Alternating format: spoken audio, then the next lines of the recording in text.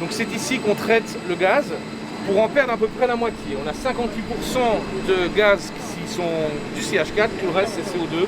Le CH4, le méthane, aussi appelé biogaz, voici ce qui est produit ici.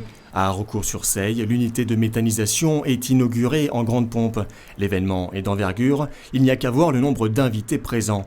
Et quelle unité! Ici, 23 exploitations et une coopérative se sont fédérées pour mener à bien ce projet qui apporte une valorisation supplémentaire au fumier. Des effluents d'élevage qui étaient stockés en bout de champ, dont le CH4 s'envolait quand même dans le ciel, aujourd'hui il est récupéré. Donc c'est une économie d'énergie qu'on ne laisse plus partir.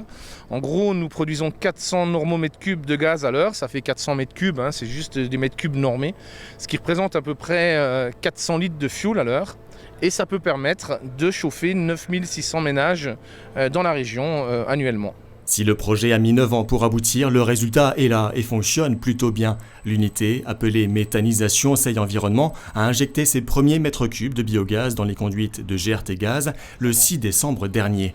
On arrivera normalement au 31 décembre à redonner déjà un peu de dividendes à nos agriculteurs qui sont tous en difficulté parce que le monde agricole en ce moment c'est compliqué.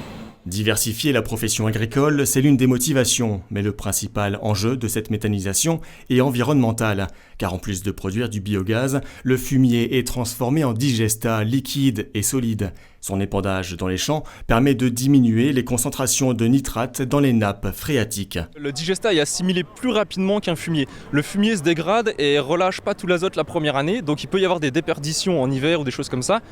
Et le gros point du digestat, c'est qu'il est assimilable rapidement et il faut l'apporter à la plante au moment où elle en a le plus besoin pendant sa période de végétation. Et c'est là qu'on a le moins de pertes et qu'on gagne le plus. Donc c'est moins d'engrais minéraux achetés, quoi.